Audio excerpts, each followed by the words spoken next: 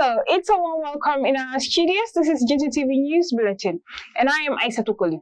In the headlines this evening, the Gambia Army, in joint operation with other sister forces, stepped up an operation to cope boat journeys to Europe that has claimed hundreds of lives in the country in the past years. Hundreds of Gambians have been paying tribute to prominent female Islamic preacher Aja Maimuna Savage, who passed away at the age of 69. Donald Trump to face Vice President Kamala Harris in the November poll after President Joe Biden pulled out of the presidential race following pressure from his Democrats members. These and many more stories coming ahead in this short break. Stay tuned.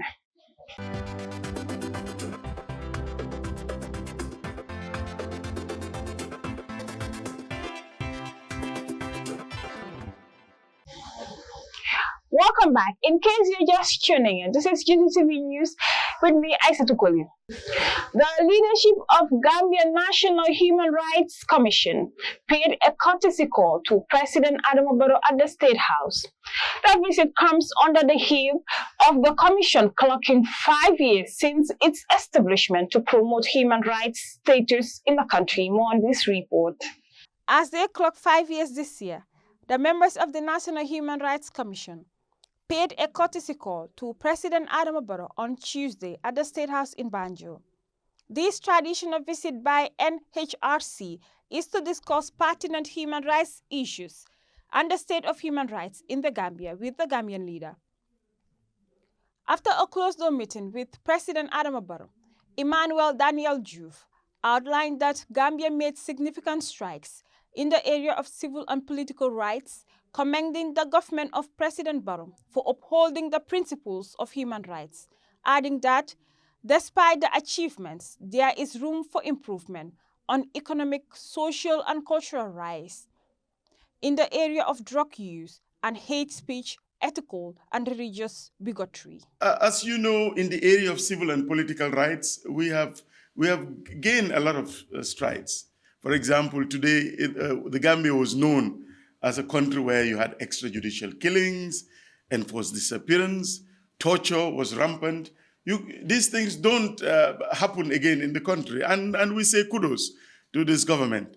But having said that, there's a lot of areas that we can improve on in the area of economic, social, and cultural rights, the rights to a clean environment, and there's also other emerging issues that the government should look into. For example, we talked about the rise in the use of drugs, especially among the youthful population, which has an impact in our society.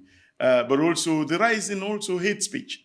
If you scan the social media, you can see the divisive nature of statements that are made, be it using ethnic bigotry, religious bigotry, and of course, we are also concerned about issues relating to sexual and gender-based violence. The NHRC boss thanked the government and the National Assembly members who voted to maintain the ban on FGM, describing it as a great plus to the country, while urging the government to step up efforts in protecting the rights of children and women in the Gambia. Very happy, however, that the ban relating to female genital mutilation stays. FGM is still criminalized, and we thank really the government and all the National Assembly members who voted to make sure that the act criminalizing FGM was not repealed. I think this is a great plus to this country. We have made so much strides in the area of human rights in this country. Our TJ process is moving on. The Gambia is known for fighting the rights of the Rohingyas. We make very strong statements in solidarity with the people of Palestine. And it's therefore important that inwardly as well, as a nation, that we also look into our own human rights issues. And I think we're doing so, but there's still, as I always say, human rights is work in progress. But we say kudos to the government.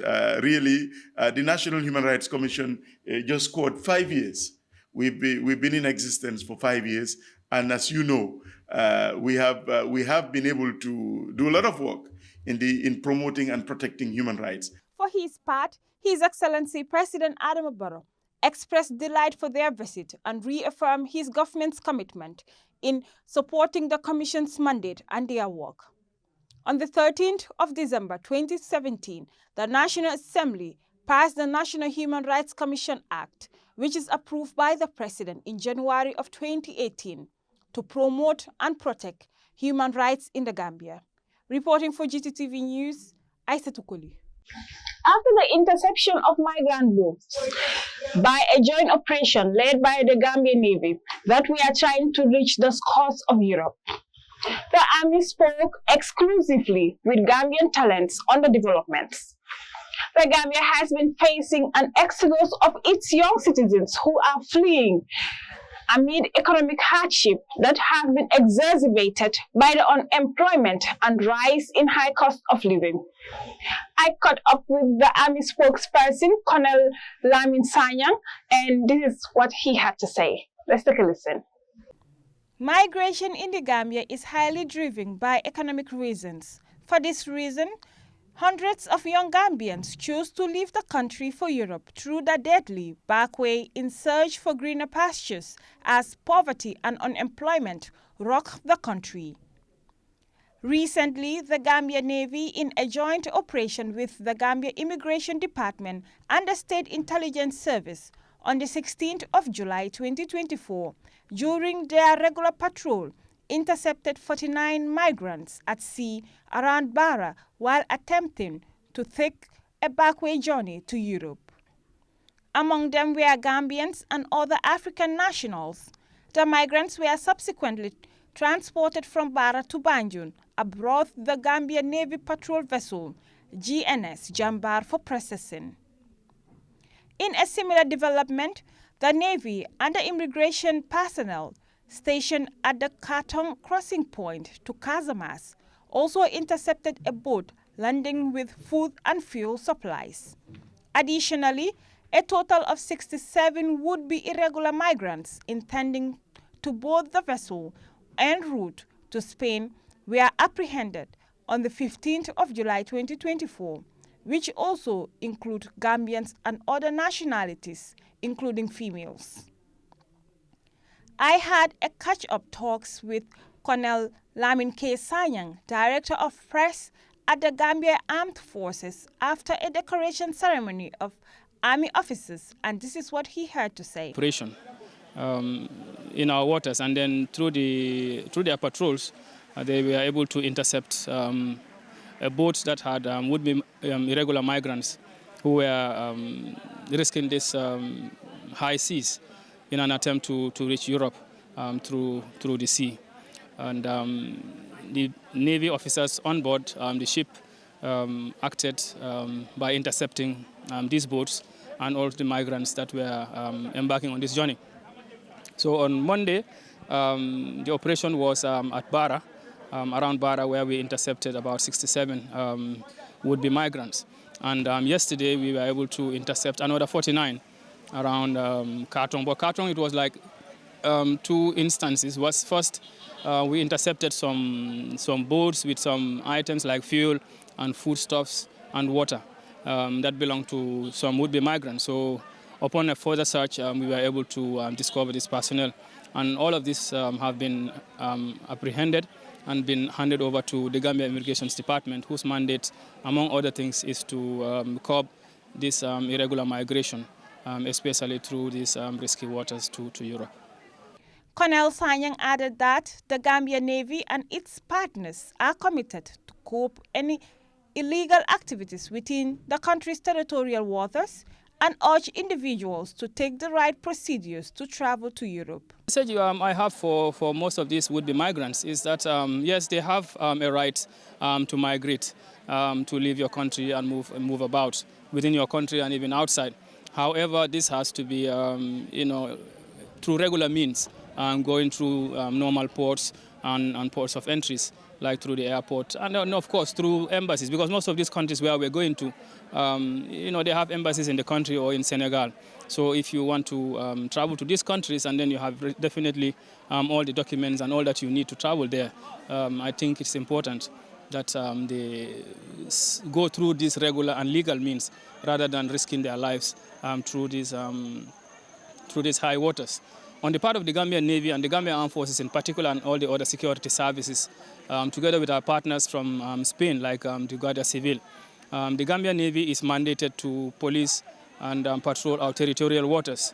So the policing and patrols is not only limited to curbing irregular migration, but it's also to protect our marine and natural resources from illegal activities, be them illegal and irregular and unregulated fishing, and sometimes fishing in wrong zones. So sometimes we arrest trawlers, fishing trawlers that are found in the wrong zone.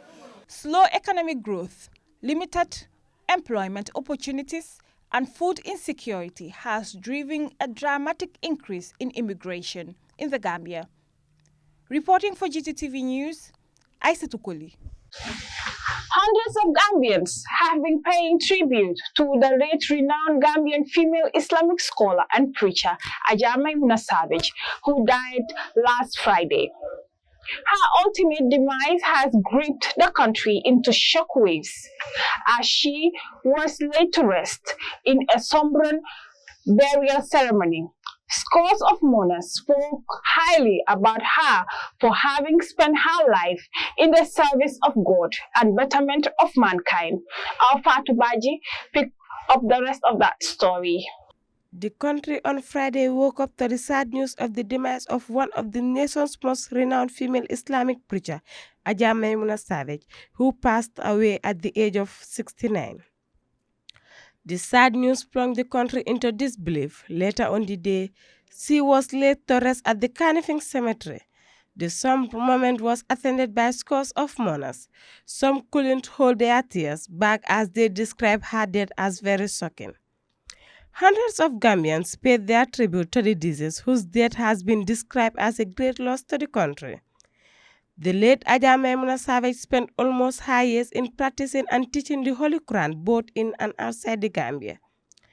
Among the mourners include the Imam Ratib of Banjul, Alhaji Chorno Aliou Maska, who spoke highly of the deceased as a pious Muslim who had dedicated her life in the service of Allah to mankind. Speaking for the government's delegation led by the Vice President Mohamed B.S. Jallow, the Land Minister Hamad Bar reminded people to always intend and do good. He urged for unity and peace among people while praising the religious leaders for teaching and reminding others of God's teaching. For Gttv News, I am Fatmata Baji. May her soul rest in perfect peace. Now, the Minister of Lands, Local Government and Religious Affairs, Hamad M.K. Ba, on Tuesday, made an official visit to Kanifing Municipal Council. This was part of his official mandate as minister overseeing all local governments in the country. Upon arrival, he was received by Mayor Talib Ahmed Bensouda alongside with his staff. Today, along with council members and alcalos of KMC, we received Honorable Minister Ahmad Ba of Local Government, Lands and Religious Affairs, who paid a courtesy call to the council in his new role as the Minister of Local Government. The meeting was centered around, amongst others, land matters alongside government subventions to councils, according to a statement posted by Kanifing Municipal Council. Now, away from that, the Ministry of Justice has announced the government's renewed effort to approve the draft constitution and uphold TRRC recommendations to prosecute human rights violators in pursuit of justice for the victims of the Jambi regime. This was announced during a government joint press conference held at the Sadara Kairabajara International Conference Center on Monday. Fatou Baji again. Speaking to reporters at the news conference, the country's Solicitor General Hussein Thomas reiterated government's effort to establish a special tribunal in collaboration with ECOWAS states, while adding that the process is ongoing and the ECOWAS Mediation and Security Council will convene soon to address this matter. He expressed confidence in ECOWAS support for the country to pursue justice for crimes committed during Jammeh's regime.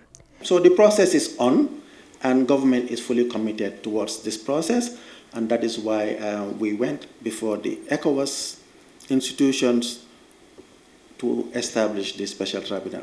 So we would very soon see these institutions put in place. Meanwhile, he also gave an update that the government is committed to getting the country a new constitution, which was rejected by the Gambian lawmakers in 2020. According to him, the draft constitution will be presented to Parliament in the last quarter of the year. And came out with a draft. It is the same draft that Cabinet considered, and it is the draft that will be taken to the National Assembly for consideration.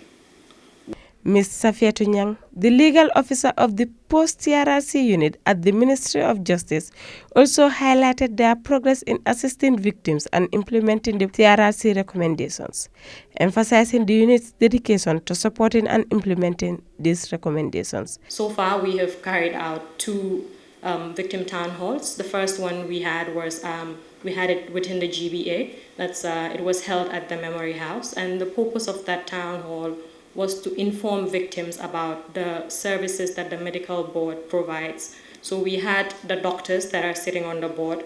They met with the victims, and the setup of the victim town hall is quite unique because we don't have, cameras or the press, or it's just basically victims being very honest to government, and government in turn being very honest to the victims, because the idea is to ensure that there's transparency in the entire process. For Gttv News, I am Fatmata Baji. Well, from that story by Fatou Baji will now take us to the international scene. Please stay tuned after this short commercial break.